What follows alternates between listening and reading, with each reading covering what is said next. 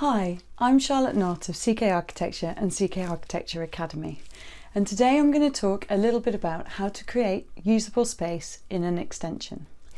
So the first thing you need to do is to think about the function or functions of all the spaces that you want to create in your extension.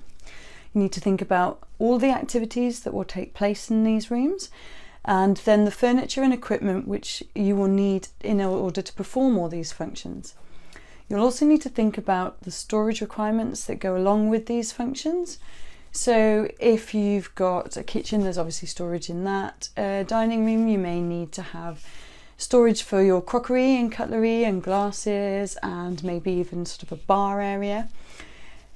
So all of these kind of things need to be thought about at the same time. You'll also need to think about the light that you want to create in a space. So a spacious room is often a very light room, so you'll have to think about where you want the light to come from, what type of light that you would like. So here in the Northern Hemisphere, if you have a study, then it's very good to get light from the north, because north light is non-directional, so you haven't got the sun shining in through the window. So it's non-glare light, so it's very good for task lighting, so you don't have glare in your face when you're working. Eastern light's very good for bedrooms. So when you wake up in the morning, you get that morning eastern light from the east, and it helps with our circadian rhythms and our sleep-wake cycles, and it's very good for waking up in the morning. So all these things need to be thought about, as well as how many windows you have. So if you've got just one, then that's okay, especially in a relatively small room, but it's always good if you can possibly get more than one, so two on different walls, so that you can get some ventilation, so you can open both up and get a breeze running through. That's always really good as well. Another thing to think about when deciding on how many windows and where you want to have them is views. So you might want a particular view out.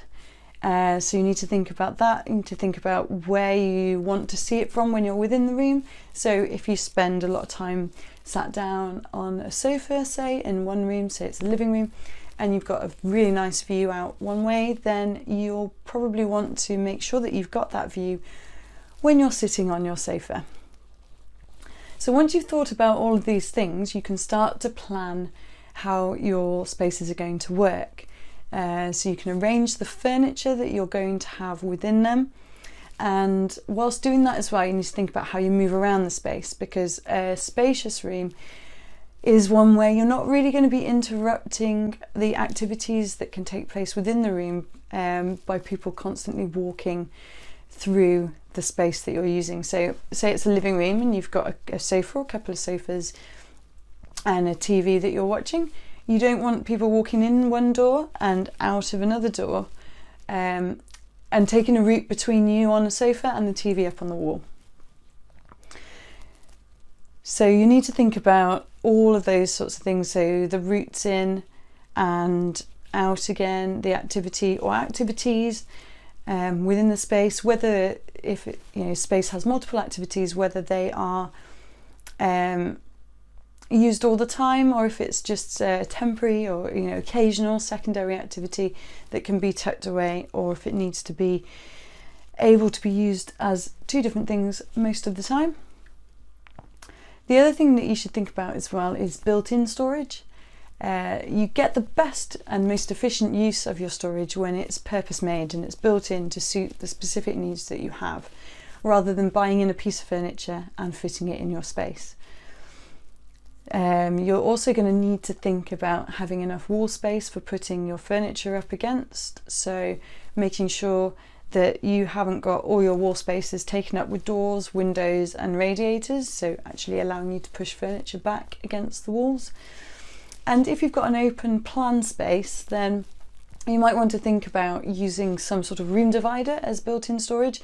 You can create a sort of wall of units, shelving, cupboards or whatever it might be, that's not completely solid, so that you can see through at times, but that provides storage while sort of delineating the different spaces. So that was just a little bit about how to create spaciousness in an extension, and if you want to go into this in more detail, then please visit the website www.ckarchitecture.co.uk/academy-about, and you can download a free PDF which goes into more detail all about this, and have a happy time planning your extension.